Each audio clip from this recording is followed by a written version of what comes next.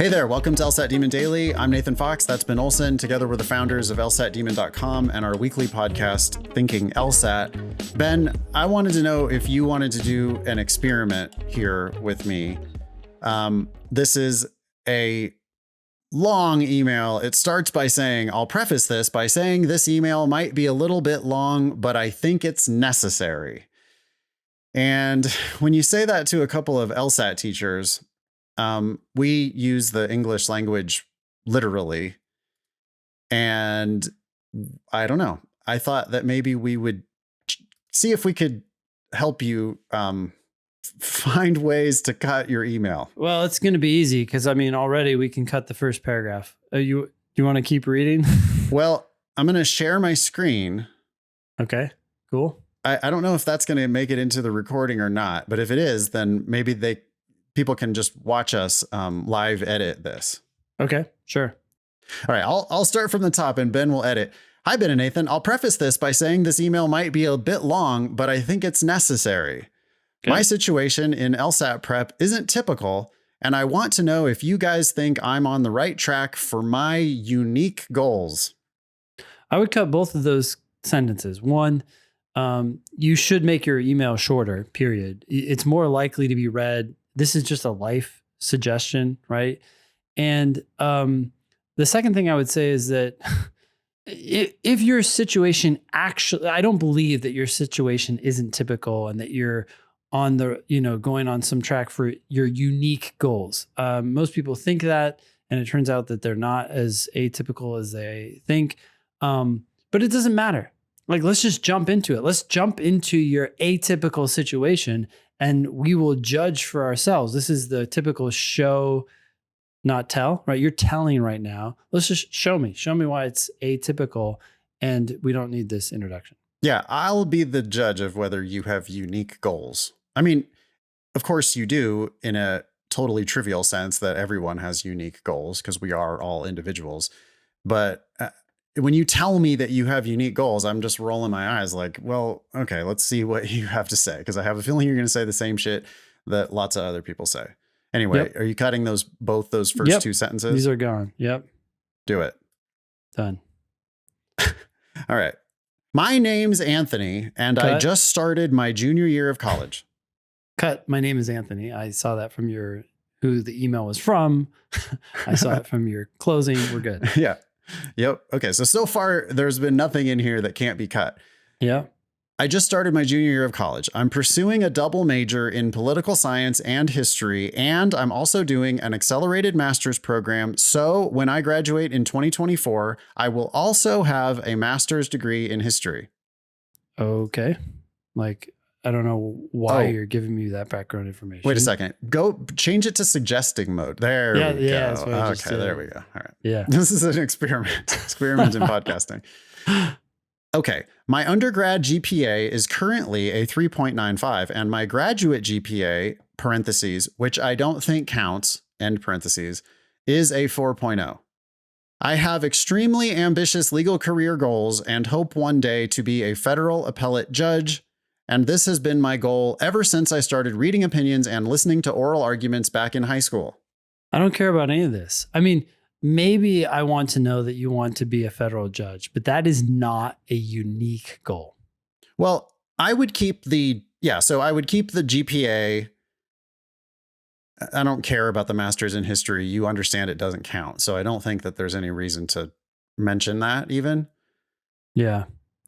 As far as I have extremely ambitious legal career goals, all that has to go, right? Absolutely.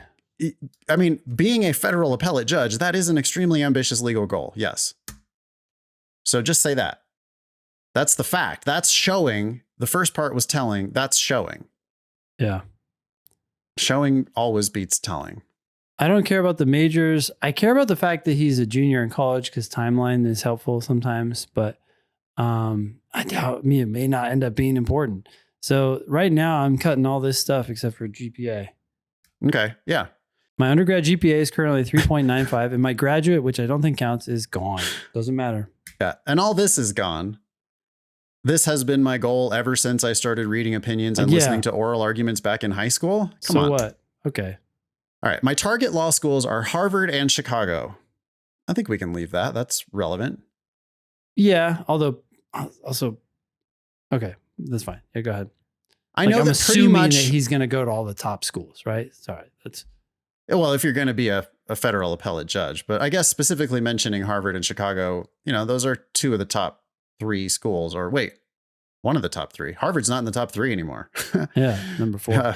Chicago is the top 3. Anyway, stupid. I know that pretty much regardless of how well I score, I will have to pay significant amount of money to go to these schools, but I feel that it's worth it considering my goals. Ultimately, that's neither here nor there right now, seeing as I don't have my target score, so I'm getting ahead of myself. Bye. This is from somebody who prefaced their email by saying, this email might be a bit long, but I think it's necessary. Then 2 paragraphs later, you're literally using the words, that's neither here nor there. So, and admitting that you're getting ahead of yourself. So what is this for? It's just, what you really could have said is, I didn't take the time to edit this email. Sorry that it's long. Yep. Anyway, I started studying for the LSAT in May 2022. I initially planned on taking the June LSAT, good grief, but held off until August, and I just took it in September as well. My target score was something in the low 170s, but I'd adjusted that to the high 170s. Cut that. Yep. Don't care. Tell me your damn August score. Like, why? You just took the September LSAT. That means you have an August score. Why don't you tell me what your August score was? I don't give a shit what your goal was. I don't care about the plans too. No, not relevant, not unique, not relevant, not necessary. Yep. And we're not trying to beat you up, Anthony. Just taking you at your word. You said you thought all this shit was necessary. It is not. I had the luxury of being able to take the summer off to focus exclusively on the LSAT, and I didn't let that opportunity go to waste. Still haven't heard the actual score. I spent a month doing Khan Academy prep and raised my score from my diagnostic of 153 to 169. Parentheses, raising my score there was due less to the quality of the prep and more to the volume of the questions I studied. Since then, I found the demon and haven't looked back. I love the podcast and I love the site. Over those couple months, I scored a 180, a few 177s, and a few times in the mid 170s range. So I felt set to take the test officially. Still don't know the August score. Yep. How much of that is going to be relevant? I guess we don't know yet. We have to see what questions Anthony's asking. Well, I don't know that the journey is relevant. It's like probably not. This is relevant. Oh, you scored a 180. You scored a few 177. It's like, I like to know practice test scores because that's good, solid information about how you might do on the actual test. August went extremely poorly, which is a conclusion. I mean, say the damn score. Yeah. I had some technical difficulties and freaked out, parentheses, not to mention strong test anxiety for my first time taking it, end parentheses. So I knew afterwards that I just wasn't even close to my target score. Stop having target scores. What are you doing? You need to play your game. Your game was really good. Having a target score in the high 170s was not helping your game. I mean, it prevents you from actually getting it done in the moment. If you have test anxiety and you have a target score, I can't tell you directly how to get rid of your test anxiety, but getting rid of your target score might help. Absolutely. I don't care what your target score was. I just care that you had a target score. I think that's a bad idea. All right. Maybe I should have canceled it, I'm not sure. I got a 167. Do you want to address the cancellation issue? Yeah, it doesn't matter. You don't need to worry about it. Right. Doesn't matter. Cancellation and a bad score are the same thing. That's not the score that they're going to use to decide whether they're going to admit you.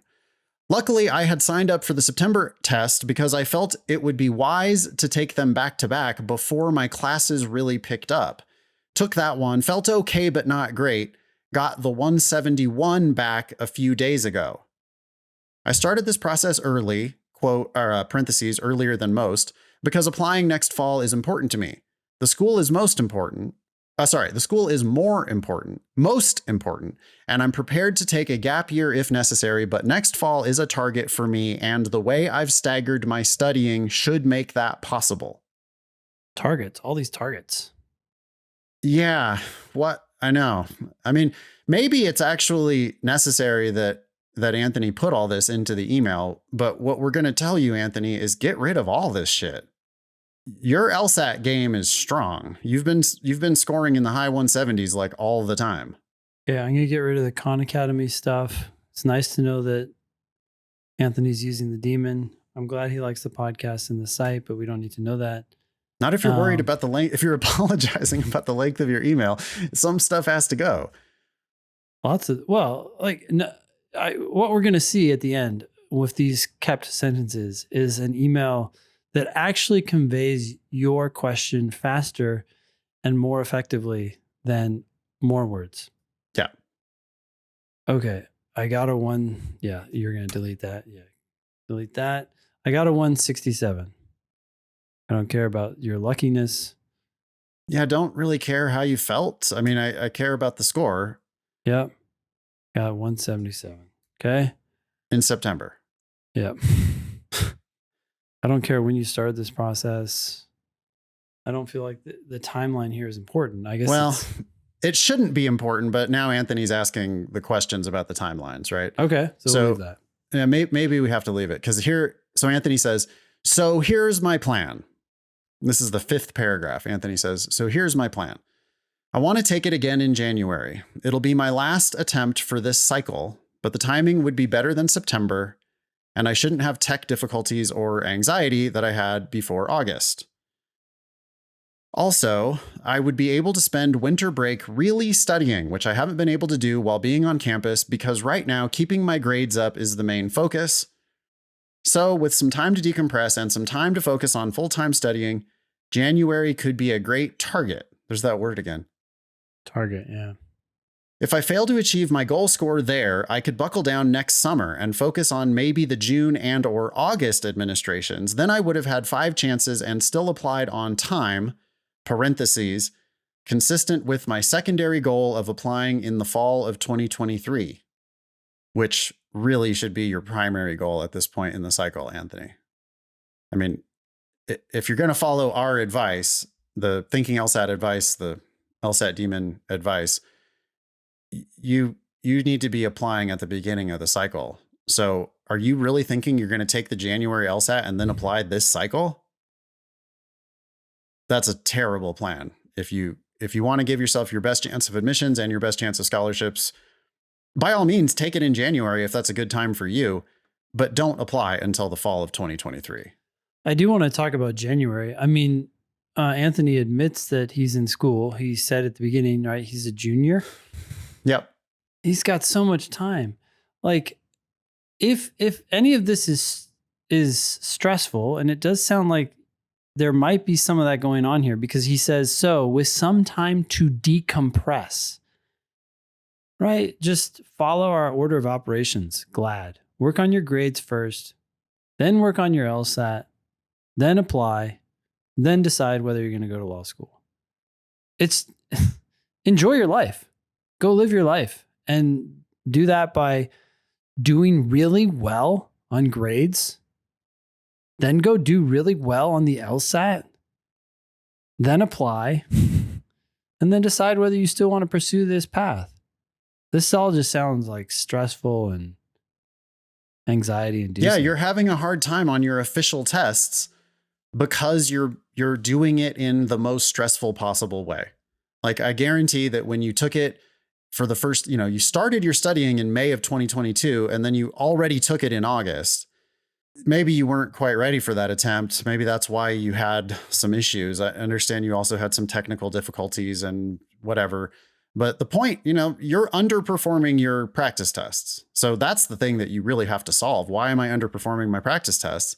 And because you're trying to force in applications in a cycle that you have no business being in.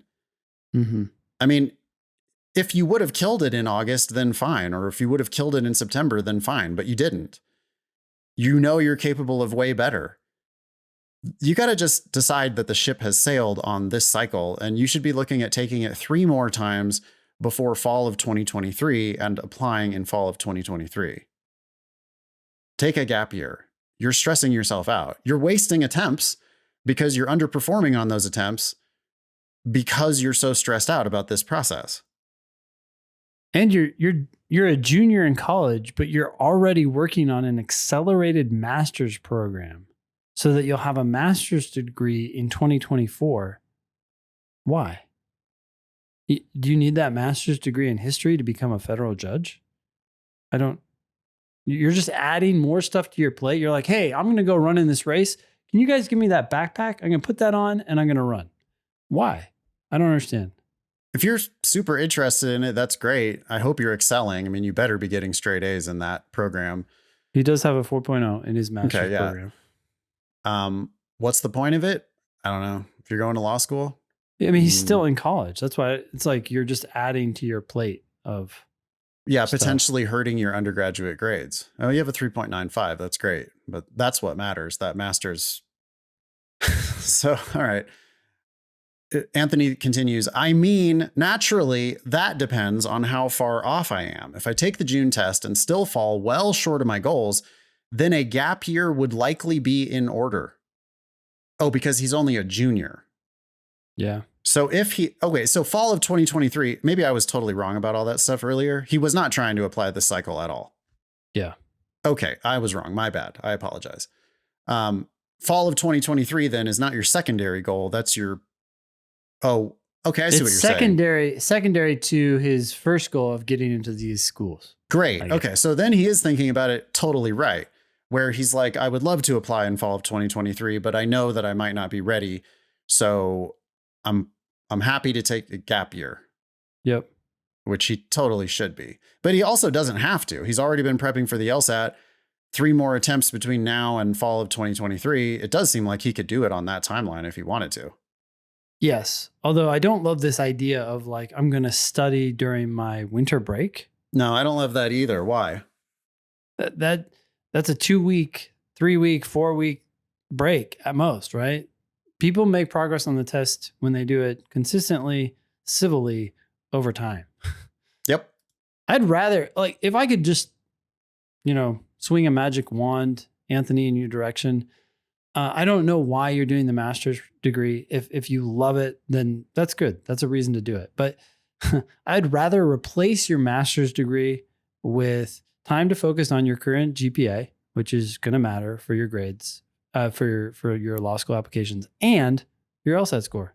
Just like take this thing off your plate and focus on the 2 things that really matter. If your real goal is to become a federal judge, but maybe you have some other goals. Yeah. Why do you need to? People don't get worse at the LSAT, really. I mean, you've scored a 180. You've scored a few 177s. You've scored a few times in the mid 170s. You felt like you were ready to take it in August and September. It sure as hell seems like you were ready to take it based on all those practice test scores. Mm-hmm. I don't see why you're not going to be ready to take it whenever it is. You don't need to full-time study before your LSAT. So the decompressing is decompressing from school, which is probably what led to maybe some of the anxiety. He wants some time to focus on full-time studying for the LSAT, which we never even recommend. Yeah. Anthony then says, I really don't think it will take that, though. I have the logic in my head. I know I do. Between the 167 and 171 official tests, I took a practice test and got a 176. Wait, you only took 1 practice test in between your 2 official tests? I've sat down for 2.5 hours and gotten a 180 on a full-length practice test, so I know the potential is there, and I just have to live up to it. That sounds like Anthony's maybe doing 4-section practice tests, 2.5 hours, right? Because the new, including an experimental section, 2.5 hours. All right, yeah, that makes sense.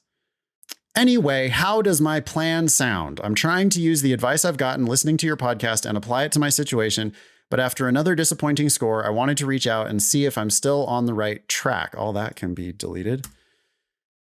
I don't know if I've come to love the test, but I enjoy the games and I respect that the LSAT is doable, learnable, and designed well for what it's trying to test. Thank you so much for the Demon and for your podcasts.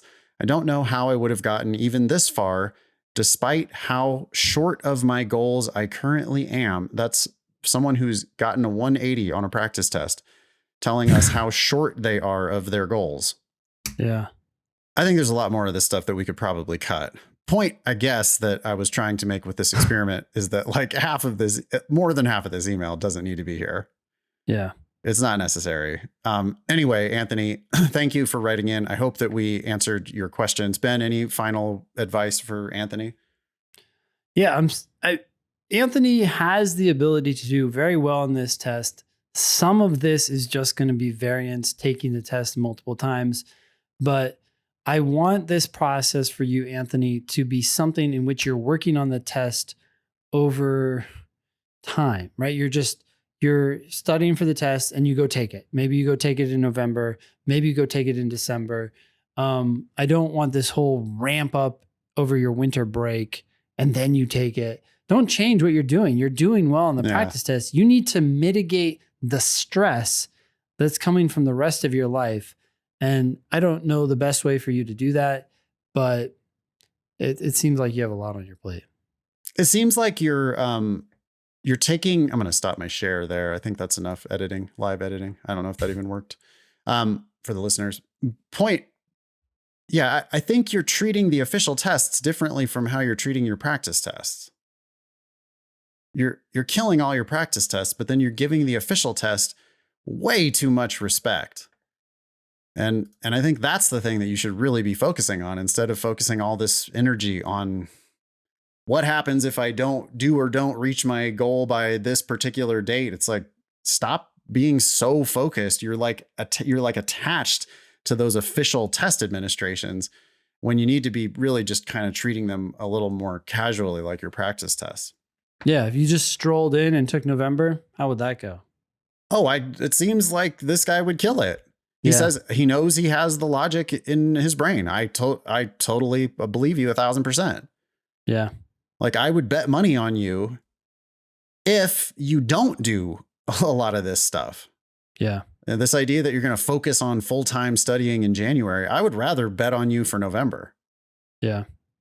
If you can get these other things, like if you can get the right mindset and somehow stop letting all these plans sort of clutter your thinking.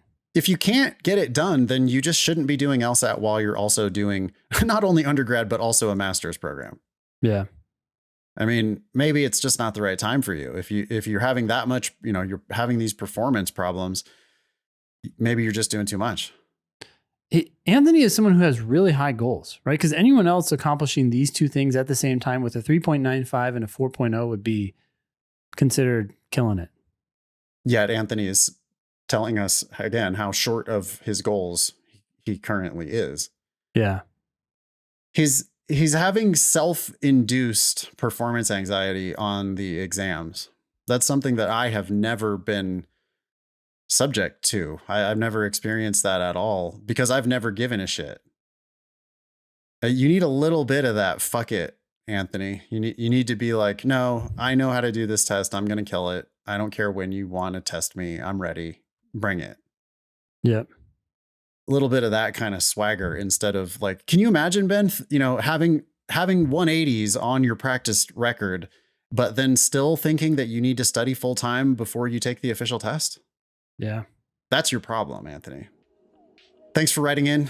Email daily@lsatdemon.com if you'd like to ask us a question or share some LSAT or law school admissions news. Thanks for listening.